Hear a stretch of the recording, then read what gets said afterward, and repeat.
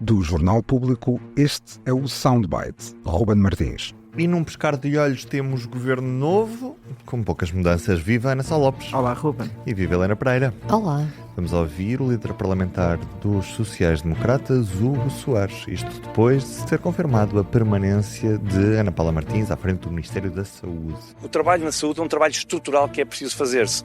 E não é mudando de ministro, sobretudo quando aquele que estava no exercício de funções tem apresentado resultados, que nós vamos conseguir ultrapassar os obstáculos que ainda há, infelizmente, na área da saúde em Portugal, mas creio que esta confiança renovada na Sra. Ministra da Saúde é também um sinal de esperança para todos os portugueses. O novo governo traz mudanças, menos pastas, passam de 17 para 16, a cultura desaparece e junta-se na pasta da juventude e desporto. Há um novo Ministério da Reforma do Estado, isto porque o Ministério da Coesão Territorial junta-se ao da Economia. Nomes novos, não há assim grandes novidades. A entrada de Gonçalo Saraiva Matias talvez seja a mais relevante delas todas. O ex-secretário de Estado de Pedro Passos Coelho será agora Ministro Adjunto e da Reforma do Estado. Ana Sá Lopes, Ana Paula Martins fica. A remodelação não é uma grande remodelação, diria uma remodelaçãozinha. Que sinal é que Luís Montenegro nos dá com estas escolhas? Acho que esta subida de Gonçalo Matias a Ministro Adjunto, que é um cargo importantíssimo, e nomeadamente a reforma do Estado, é um sinal de que Luís Montenegro quer reformar o Estado. Vamos lá ver, a reforma de Paulo Portas também nunca saiu do papel. O que é a reforma do Estado? Há várias teorias sobre a reforma do Estado. Vamos ver, acredito que não seja o Elon Musk de Luís Montenegro, tenho praticamente de certeza que não será o Elon Musk de Luís Montenegro, mas vai ser pelo menos um ministro a seguir com bastante cuidado. A substituição de Margarida Blasco era óbvia, porque a Margarida Blasco, tendo sido uma excelente profissional na sua área, revelou zero capacidade política. Isso nunca conseguiu. Há duas palavras que são totalmente banais quando se faz comentário político, que é, uma é os governos são como os melões, só se percebe depois de os abrir. E a outra é a notícia mais que já estava dada há imenso tempo, como é que é? O segredo mais mal guardado de sempre, no caso do António José Seguro, que anunciou a candidatura ontem. Agora, Maria Lúcia Amaral é um bocado, para mim, Margarida Blasco, pior. Ou seja, é verdade que Maria Lúcia Amaral foi, enquanto provedora de justiça, globalmente uma boa provedora de justiça. Mas com uma diferença. A Margarida Blasco, que, volto a repetir, foi um desastre como ministra, tinha algumas noções progressistas relativamente às forças de segurança. Coisa que Maria Lúcia Amaral tem menos. Por exemplo, Maria Lúcia Amaral não acredita nos relatórios internacionais que dão conta de que a polícia muitas vezes discrimina minorias em Portugal e que exorbita os seus poderes. E nós estamos fartos de ver notícias e processos em tribunal e acho estranho a provedora de justiça não ter esta noção. Aliás, a nossa colega Ana Henriques acabou de escrever uma peça sobre isso, sobre as vezes que Maria Lúcia Amaral disse publicamente que não vi, não sabia, não acho que exista. Isso não me parece um bom começo. Se é verdade que Maria Lúcia Amaral, se continuar com este discurso, vai agradar às forças de segurança, ou pelo menos à ala mais extremista das forças de segurança, que nós sabemos que está tomada pelo Partido Chega, em alguns casos, vê-se isso, enfim, em páginas de redes sociais. No próprio Movimento Zero. O Movimento Zero, portanto, eu não sei se a ideia de Montenegro foi tentar Margarida Blasco, nesse aspecto era mais rude. E depois temos Castro Almeida, fica com a economia acumulada com os fundos. Faz sentido ter as duas pastas em conjunto, com a coesão territorial e a economia. Acho que, embora a coesão territorial não seja só economia, é muito economia. Faz sentido. Perde o cargo de ministro adjunto. O que eu acho também estranho, confesso, que acho que ele perde um cargo do ministro. O ministro adjunto é o ministro de aconselhamento da primeira linha do primeiro-ministro, e Castro Almeida perde esse cargo. Ganha uma pasta feroz, mas perde esse cargo. Mas também é uma posição simbólica nesse aspecto, não é? Não acho que seja assim tão... É simbólica por um lado, por outro o adjunto é mesmo o ministro adjunto do primeiro-ministro, ou seja, são segundos ministros. Sim. E ele passa, enfim, ao terceiro anel, não é? Do governo. Depois agora resta saber, Carlos Abreu Amorim é um homem com feitio e com um perfil totalmente diferente de Pedro Duarte, que era muito mais consensual, apaziguador, obviamente que fazia e dizia o que tinha a dizer, mas não, Carlos Abreu Amorim é mais um animal feroz. Vamos ver como é que ele agora, nesta situação em que o governo não tem maioria, vai ter que negociar, vai ter que arranjar alguma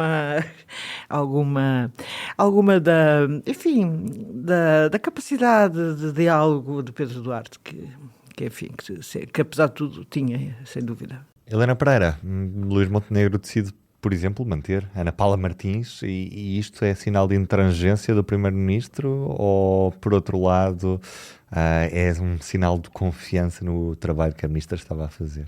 É teimosia, porque o Luís Montenegro insiste que a situação da saúde, em termos de indicadores, está a melhorar. Possivelmente pode estar a melhorar naquela questão das Fazem-se mais operações ao sábado e ao domingo. Exatamente. Mas o problema aqui é que, para a percepção das pessoas, ainda é difícil perceber isso, e, portanto, eu digo teimosia porque Luís Montenegro deve olhar só para a parte estatística e, a mínimo crescimento, diz que está a fazer um bom trabalho. Não é assim também que as coisas têm que ser avaliadas, mas já percebíamos. A partir do momento em que pôs Ana Paula Martins como cabeça de lista, era sinal de que não ia abdicar dela, e mais que achava que, se abdicasse dela, isso seria um ponto a seu desfavor, não é? E portanto foi em frente. E estas mudanças realmente revelam como Luís Montenegro quis completamente manter a mesma receita. Mesmo quando ele vai buscar a Maria Lúcia Amaral, que eu também acho que é mais um valor seguro, ou seja, não deve dar dores de cabeça ao primeiro-ministro, ao contrário da Margarida Blasco, obedece ao mesmo género de perfil. Uma pessoa que no passado já foi nomeada para situações e para cargos pelo PST, mas que mantém uma carreira autónoma. Mas ela foi, além de provedora, foi juíza do Tribunal Constitucional na altura da Troika, nomeada pelo PSD, e era a juíza que mais vezes votou a favor ou considerou constitucionais aquelas mudanças que Passos Coelho fez no corte das reformas dos salários de pensionistas e de funcionários públicos. Eu acho que esse para ponto... o PSD, para a política passista da Troika. Foi. E portanto, o perfil é muito parecido, embora depois, quer dizer, está mais habituada à argumentação política, por assim dizer.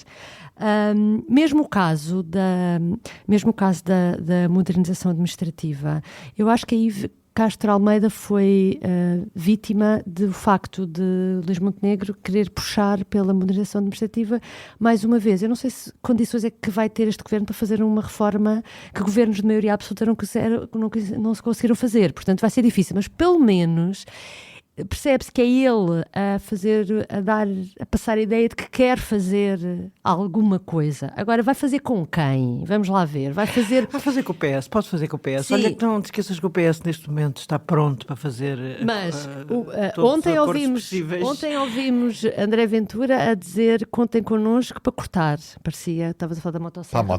Parecia claro. a motosserra. Claro que acho que é difícil, não é? Eu acho piada, André Ventura diz isto tudo, e ao contrário, quer pensões mais altas e depois quer cortar no Estado. Sim. Isto é tudo, obviamente, discurso da demagogia. Rui Rocha, na campanha eleitoral, foi ele próprio a propor o cargo de Ministro da Modernização Administrativa. Para quê? Para negociar e dá-lo a Carlos Guimarães Pinto. E, portanto, parece que já estava aqui a germinar esta ideia, mas agora também não é suficiente. Foi também isso que matou o Rui Rocha. Exatamente, porque a Iniciativa Liberal também não chega. Portanto, lá está, é para criar realmente essa ideia de que Pronto, olha, daqui a uns tempos, quando se correr mal a vida a Luís Montenegro, vai ter a seu favor o ter tido, não é um ímpeto reformista de que falava Hugo Soares, é ter tido a vontade de fazer, porque isso, pronto, isso há aqui uma coisinha, não é? Vamos ver as condições. E por último, a história, deixa-me só falar da ministra Balseiro Lopes, Margarida Balseiro Lopes, que Luís Montenegro, que também gosta de seguir os ensinamentos de Cavaco Silva, também regressamos a Cavaco Silva, porque na prática a cultura vai passar a ser uma Secretaria de Estado, como foi no tempo de Cavaco Silva, que teve um mediático, em tempos até teve um mediático secretário de Estado da Cultura, que mais parecia um ministro, mas era secretário de Estado, Pedro Santana Lopes, aqui há 30 anos ou mais. Mas esta junção de cultura com o desporto é absurda, não há outra palavra para dizer isto, mas é uma marca do PSD com a cultura, isso é verdade. E que leva sempre a protestos entre os profissionais de cultura. Ana, deixa-me dar-te a oportunidade para falar de Ana Paula Martins, porque tu não falaste da Ministra da Saúde. Não, deixei melhor para o fim, não é? Não. É verdade que Ana Paula Martins cometeu muitos erros e se a saúde, neste momento, é um grande problema para o Governo. E Ana Paula Martins devia ter sabido que aquilo não se resolvia, porque era ainda por cima uma técnica da área, era Presidente do Conselho de Administração de Santa Maria, que aquilo não se resolvia em 90 dias. E resolveu brindar-nos com essas declarações quando tomou posse há um ano. Há aqui dois lados eu acho que para o Luís Montenegro manter a Ana Paula Martins. É assim. Qualquer pessoa que pegue no Serviço Nacional de Saúde também não resolve o assunto num ano, ou 2, ou 3. Boa sorte para resolver num ano. Isto é um período de... E ele confia, pronto, que Ana Paula Martins terá essa capacidade. Foi uma boa Presidente do Conselho de Administração de Santa Maria, verdade seja dita, e que terá a capacidade de o fazer a praça. Por um lado, admito que haja este lado. Depois há outro lado. Não dar parte fraco, que é uma coisa que muitas vezes os primeiros ministros não querem dar em geral. E depois há outro lado, que é um lado mais cínico e mais perverso, e que António Costa utilizou com o Eduardo Cabrita, que era seu ministro da Administração Interna, que é manter no governo um saco de boxe para que o primeiro-ministro fique liberto de ataques. E a Ana Paula Martins serve para esse efeito de saco de boxe, como serviu o Eduardo Cabrita. É uma espécie de bode expiatório permanente. Eduardo Cabrita, acho que já falámos aqui no podcast, Eduardo Cabrita quis a dada altura sair do governo Costa porque sabia que não tinha condições políticas para continuar, que anda nisto há muitos anos e também não é burro, e Costa não o deixou sair por aí simplesmente. Portanto, está escolhido o saco de pancada do novo governo. O saco de pancada será Ana Paula Martins. A saúde é uma área dificílima.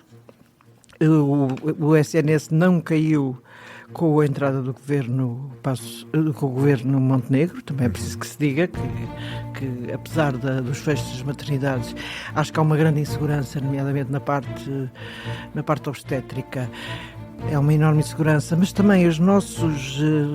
era preciso mudar... Isto é outra conversa, é para ter conversa com as pessoas mais ligadas à saúde, mas as nossas obrigatoriedades para fazer um parto são excessivas relativamente até a outros países. Portanto, se calhar... A França, por exemplo, que a gente gosta tanto de comparar. Pronto, se calhar se mudássemos algumas dos nossos critérios, que são considerados... É evidente que nós temos, ainda agora voltou a subir a esperança de vida, portanto isto também significa que o Serviço Nacional de Saúde, apesar dos 50 males que tem, dos milhões de males que tem, não vou dizer 50 que era pouco, mas que vai funcionando. Um beijinho e até amanhã. Beijinho e até amanhã, Ruben. O Soundbites é um programa de Ana Sá Lopes, Helena Pereira e Ruben Martins. A música original é de Ana Marques Maia. Siga o podcast na sua aplicação preferida para não perder os novos episódios. O público fica no ouvido.